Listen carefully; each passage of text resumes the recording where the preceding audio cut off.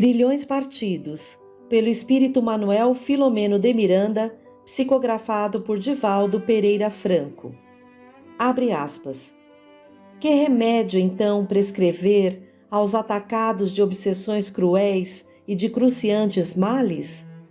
Um meio há infalível, a fé, o apelo ao céu.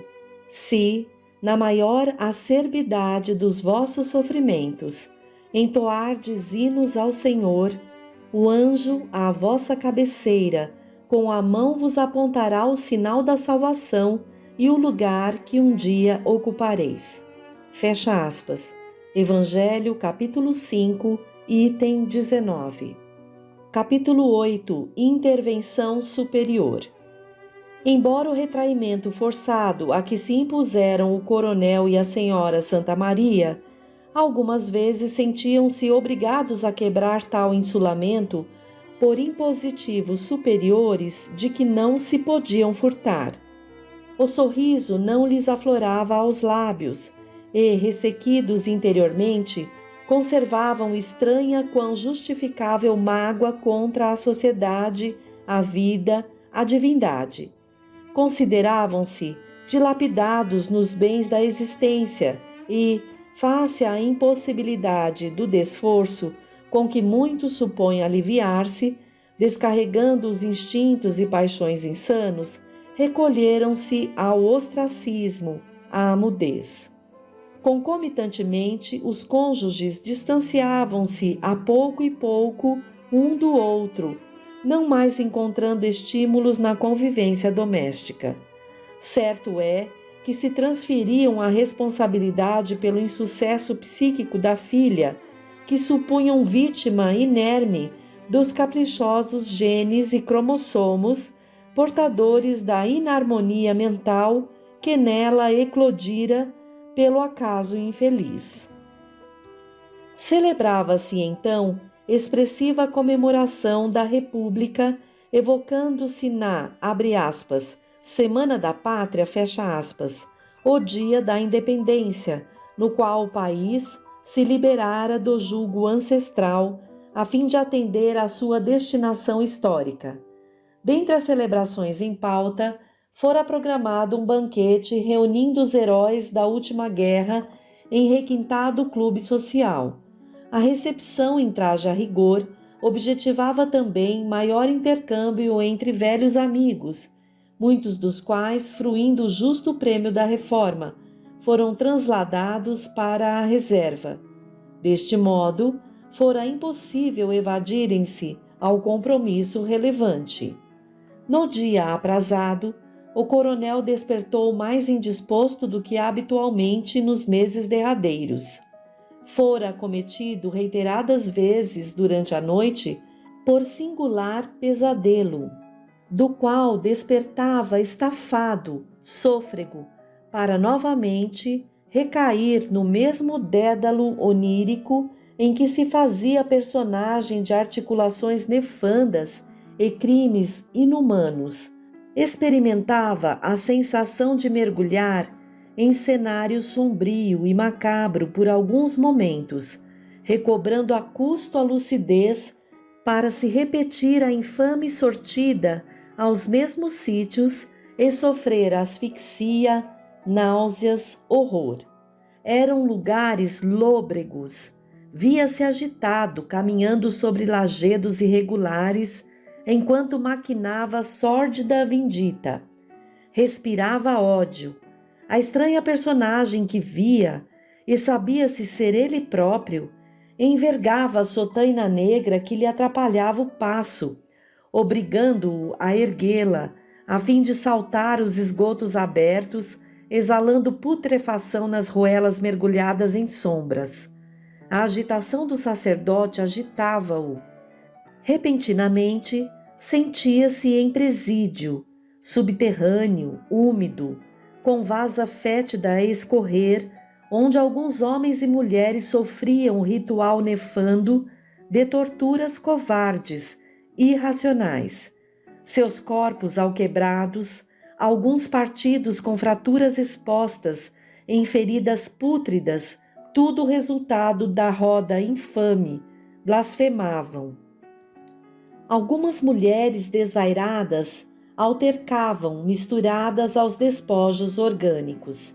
À sua chegada, recuavam em rictos esgares superlativos, enunciando seu nome entre exclamações injuriosas, detestáveis, enquanto se referiam também a outra pessoa, sua comparsa, de que se diziam vítimas.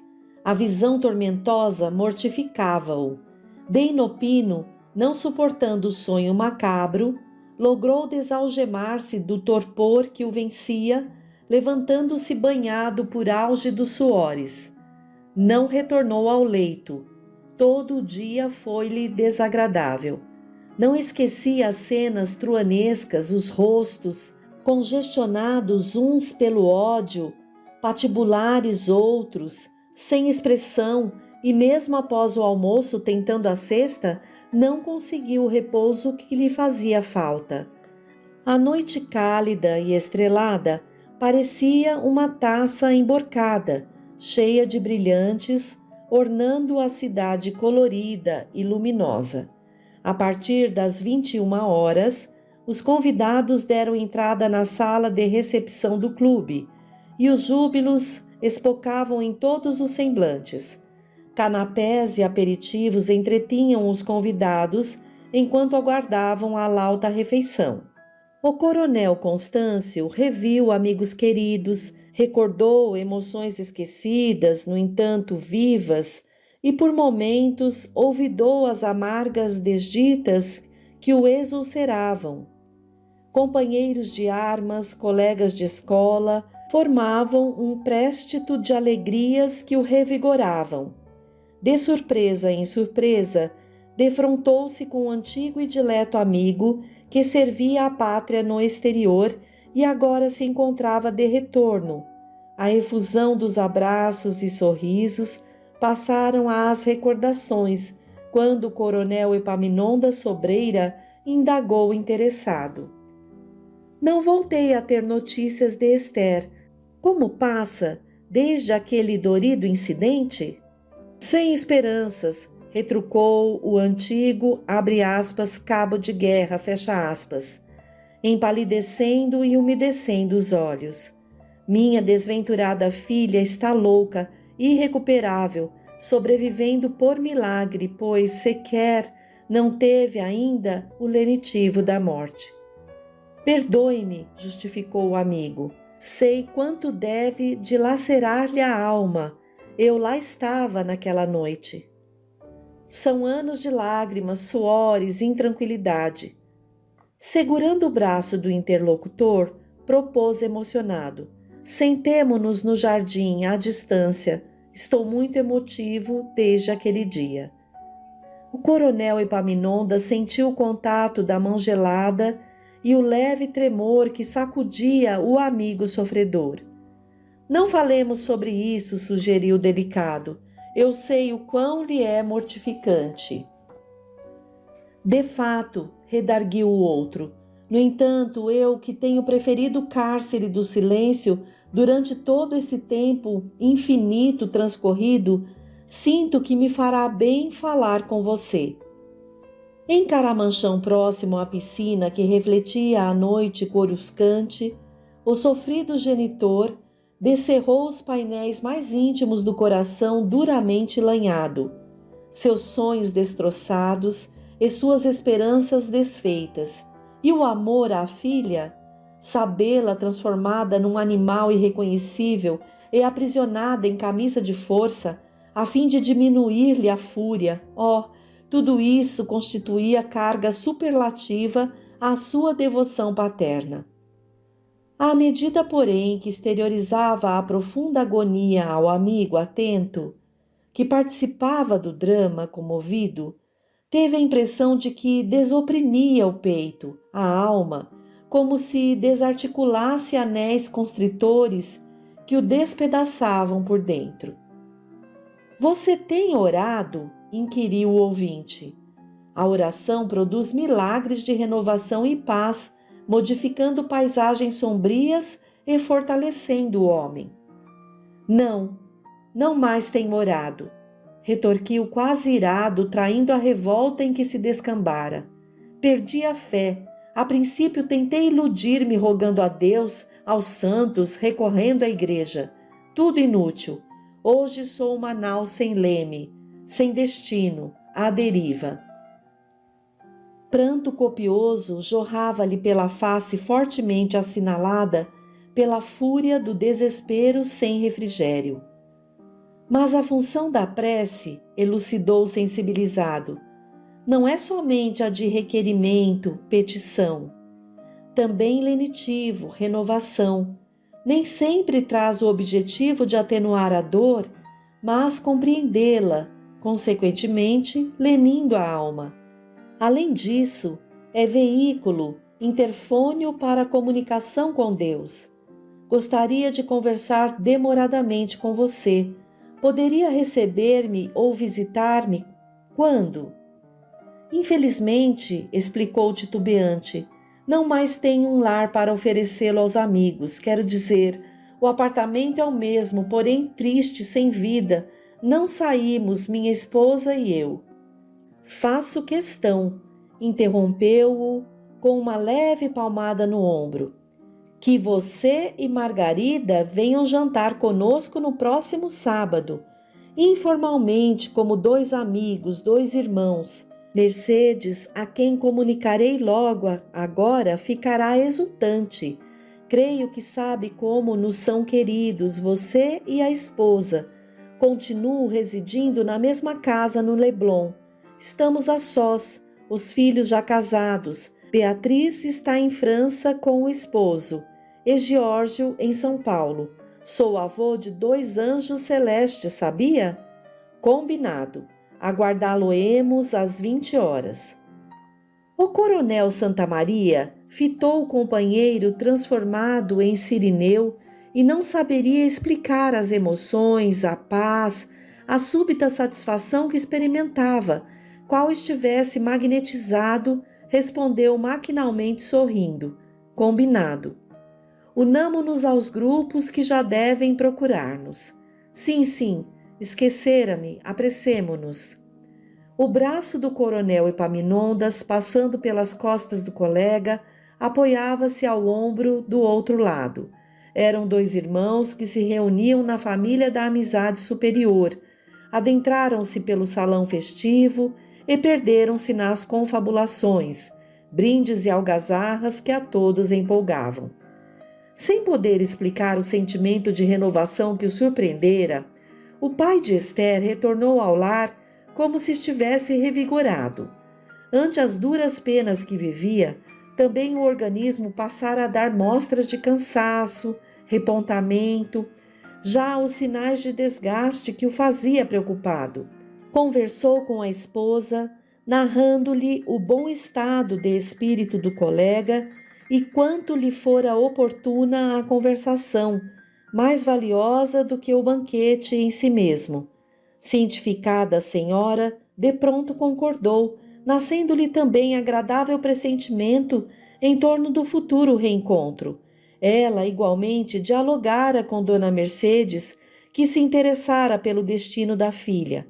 A simpática senhora, apesar da balbúrdia na sala, manteve-se atenta, carinhosamente interessada e repetia, abre aspas, mas nem tudo está perdido.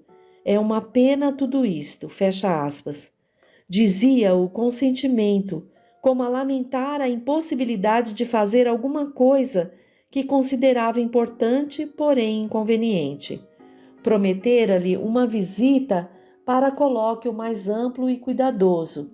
Prometia examinar o problema com profundidade. Foi, portanto, em clima de esperanças felizes que os Santa Marias, na noite acordada, rumaram confiantes na direção da residência dos Sobreiras. A vivenda suntuosa demorava-se cercada de árvores, recuada da rua. Em 2 pisos, era agradável na arquitetura e na decoração. Recebidos com carinho, foram introduzidos incontinenti na sala ampla e confortável. Desejo ter o prazer de apresentar-lhe o amigo Joel, disse o anfitrião. É também militar estando no posto de tenente-coronel. Você o conhece. Sim, concordou o apresentado. Tive a honra de servir com o coronel na Itália. Lembro-me de alguma forma, assentiu. Não pôde, porém, ocultar o enfado que o surpreendeu face ao imprevisto constrangimento que aquela comparecência colocaria na conversação que esperava manter. Convidei-o especialmente para esta noite, aduziu o colega.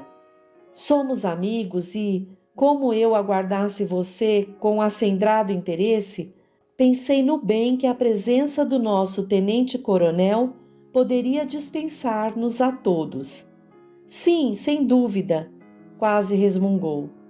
O semblante fez-se-lhe sombrio ante o receio de que o tema sobre a filha e sua enfermidade passasse à participação de estranhos. Esforçou-se para manter-se delicado e a palestra se generalizou sem maior importância. A refeição simples e saborosa transcorreu agradável.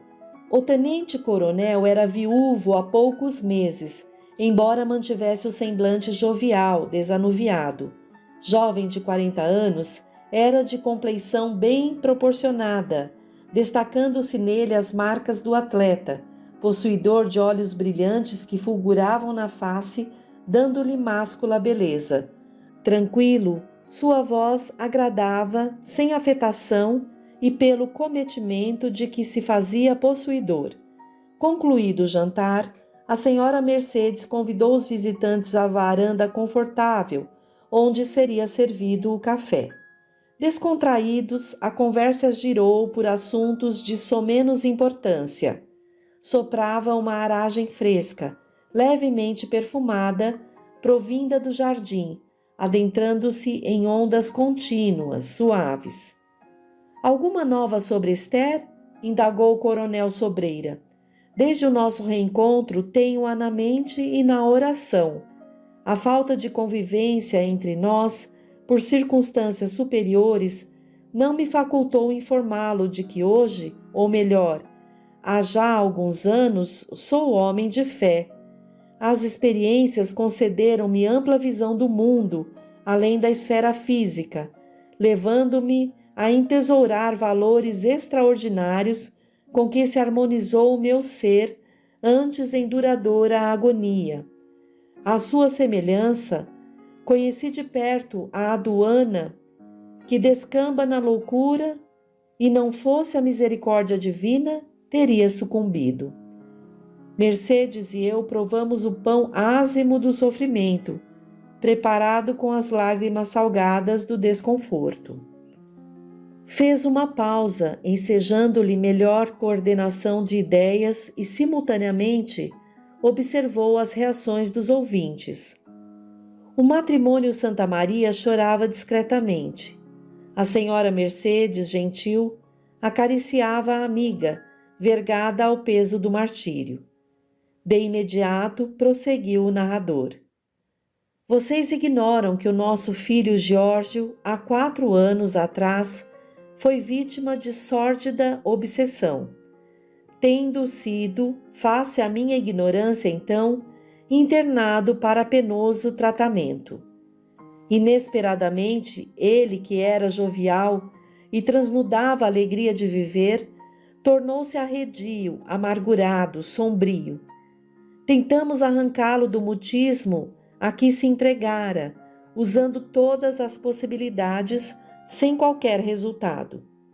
Noivo, abandonou Lucília sem explicações e, frequentando o período da conclusão do curso de Direito, deixou os estudos. Parecia temer o contato, a presença de outras pessoas. Retraiu-se a tal ponto que os necessários tratos de alimentação e higiene passaram a ser negligenciados para o nosso desgosto superlativo. Foi nesse comenos que o Dr. Ernesto Viale, seu psiquiatra, sugeriu-nos interná-lo a fim de que fosse submetido a rigorosa assistência especializada. Vocês imaginam a nossa indescritível desolação. Submetemo-nos à adaga do sofrimento que nos decepava esperanças e sorrisos. Estávamos a sucumbir quando o nosso Joel visitou-nos e, face ao nosso abatimento, informado das razões, prontificou-se a ajudar-nos. Ouvindo-o, ante as alvíceras que surgiam, renovamo-nos, dando início à nova vida, de que resultou o retorno da alegria a esta casa, transformada então em túmulo que sepultava angústias soberbas. Por isso, convidamo-lo a estar conosco esta noite, pois os recebemos com imenso carinho, Margarida e você. Tinha os olhos brilhantes pelas lágrimas. É psiquiatra, o nosso tenente-coronel? Interrogou o genitor de Esther interessado. Não, não é psiquiatra, elucidou o anfitrião. É um homem dotado de, abre aspas, sexto sentido, fecha aspas, de mediunidade. Talvez pressentindo o rumo do esclarecimento, interpôs o coronel Santamaria. Desculpe-me, no entanto, a minha ignorância é tal sobre estas questões que me reservo a descrença, a entranhada antipatia a essas coisas. Ouça sem prevenção, interrompeu o amigo jovialmente. Não se trata de, entre aspas, coisas. A mediunidade é faculdade paranormal relevante, objeto de estudos nos centros de maior cultura atualmente no globo. Investir contra por preconceito é arrematada idiotia disfarçada em presunção. Vocês nos conhecem demasiado para terem uma opinião sobre o nosso caráter moral. Homem austero que sempre fui, indiferente e frio às manifestações místicas de qualquer procedência, temperado nos mesmos fornos em que você enrijou as fibras da dignidade, não me foi fácil mudar conceitos, opiniões, estruturas de fé. Religioso por hábito social, não possuía religiosidade de fato que me confortasse interiormente. Crer por acomodação transformara-se em descrer por convicção. Mas, interferiu o contrafeito, mediunidade não é algo que se vincula à necromancia, espiritismo, candomblé? Sem dúvida, respondeu sem perder a delicadeza. Como a inteligência que está presente nos ideais libertadores também se manifesta nos lúridos conciliábulos dos campos de concentração. A mediunidade é, digamos, uma via de acesso. Por ela transitam os que viveram na terra, consoante as concessões de quem a governa. Todavia, voltou a interromper, os, abre aspas, que viveram na terra, fecha aspas, estão mortos, aniquilados, e essas práticas de espiritismo são-me detestáveis. Equívoco de sua parte, meu amigo. Também eu assim pensava. A realidade é bem outra. Por favor, Constâncio, interveio a esposa, ouçamos sem prevenção. Você crê que Epaminondas se permitiria crença ou atitude que lhe desabonasse a dignidade? A pergunta oportuna soou como uma reprimenda.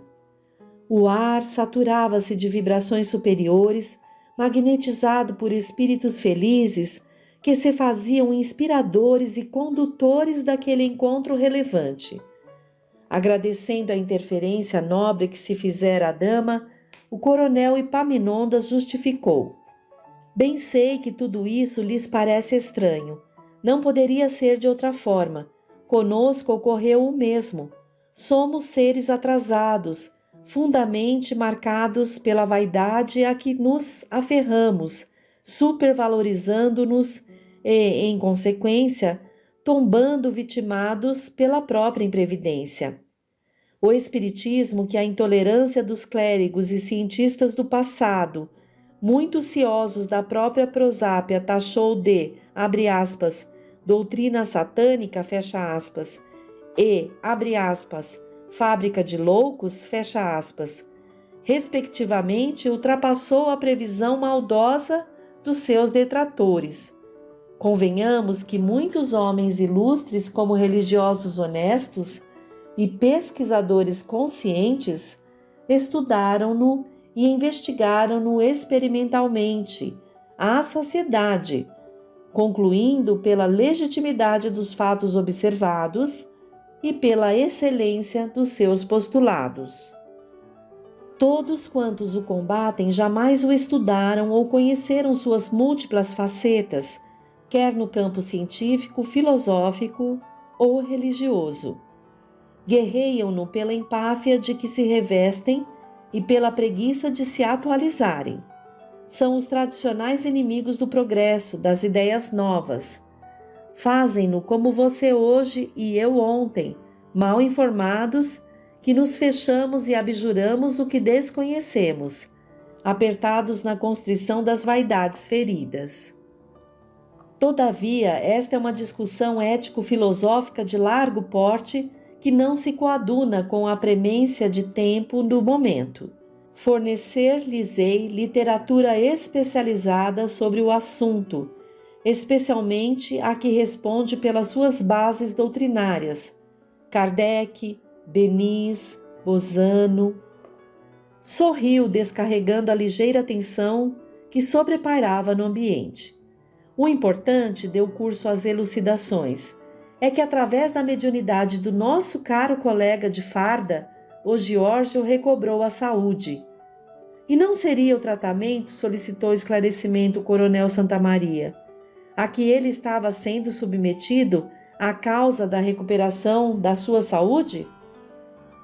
Sim, não poderia sê-lo? Também indagou Dona Margarida. Podia ter sido, explicou. A princípio, quedei-me em dúvida no primeiro instante. Nossa família jamais se envolvera antes em qualquer prática mediúnica qual ocorre com vocês. Todavia, Giorgio e Esther, o que atesta que não é o espiritismo a causa da loucura. Antes, não digo que seja a causa, argumentou, mas uma causa.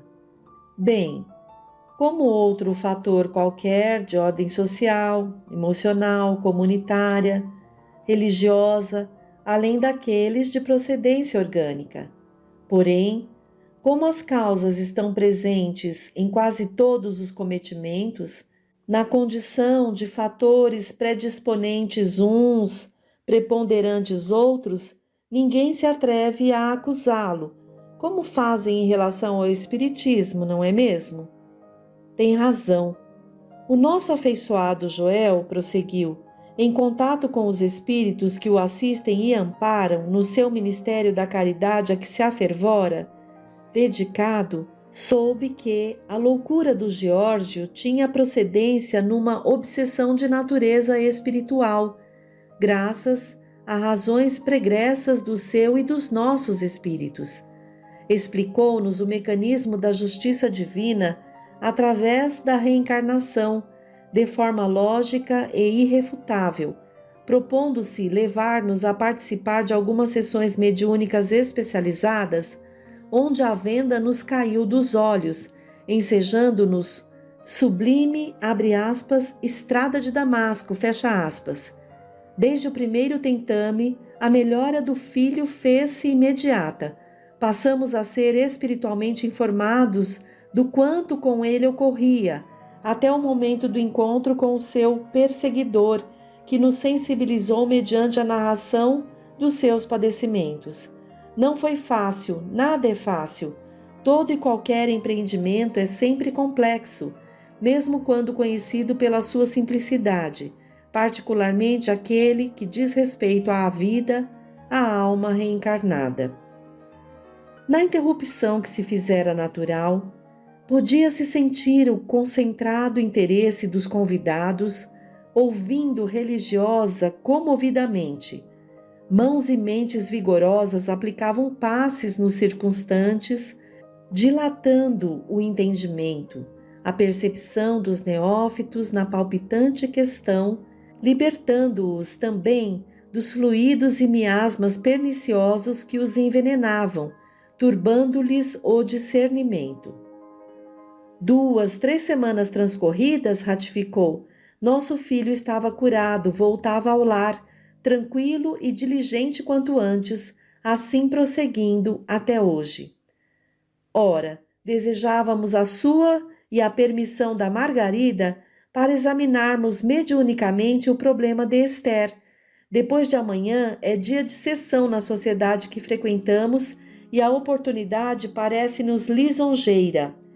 Em processos que tais, o tempo é muito importante, a fim de evitar-se que surjam difíceis condicionamentos no paciente, molestas e complicadas lesões. Dar-lhes-emos notícias detalhadas e concertaremos atitudes, programas. Concordo de minha parte, apressou-se a senhora sem pestanejar. Até há pouco, acrescentou o coronel Santamaria, preferia-a louca a metida com essas... Diante da sua argumentação da confiança que nos identifica, não há como discordar, embora o estranho que tudo isso me parece. É perfeitamente lógico e você não poderia ter outra reação. O tenente-coronel tudo escutava em silêncio com modéstia surpreendente. O senhor está viúvo há pouco? Indagou-lhe o visitante. E parece-me tranquilo, confortável. A morte é-me tão desagradável, para não dizer cruel. O senhor, sendo jovem, não se rebelou? Não, redarguiu o médium com simplicidade. Minha Isabel, como eu, militava nas hostes espíritas. Sinto-lhe a falta física no lar, não a ausência total, porquanto, estando viva, comunicamos vez que outra. Inteirado e consciente da imortalidade, preparo-me para o encontro definitivo mais tarde. Como não há morte, a problemática se constitui apenas de tempo e fé. O tempo reunir-nos-á e a fé ajudar-nos-á vencê-lo. Que bela doutrina! Exclamou Dona Margarida. Como se pode ter um conceito desse ante o terrível flagelo da morte? Pela certeza, disse a senhora Mercedes, incondicional da sobrevivência. Nós que somos mães, não conseguimos sustentar a esperança quando falecem todos os recursos graças ao amor? O mesmo amor que não desaparece nem se desarticula ante a injunção da ruptura orgânica é a fonte geradora dessa tranquilidade adquirida mediante os fatos do intercâmbio espiritual de todo dia. Gostaríamos, já que estamos concordes, propor o coronel Sobreira que orássemos, realizando a primeira rogativa em prol de Esther, mediante a terapêutica espírita. Como todos aquecessem, o anfitrião desatou superior emotividade e orou de forma surpreendente, em perfeita sintonia com as entidades presentes. Concluída a prece, um silêncio se abateu sobre o grupo e Joel, com o semblante visivelmente transfigurado, transmitiu significativa mensagem de conforto e esperança ante a natural arguta curiosidade dos Santamarias. A oportunidade fora excepcional.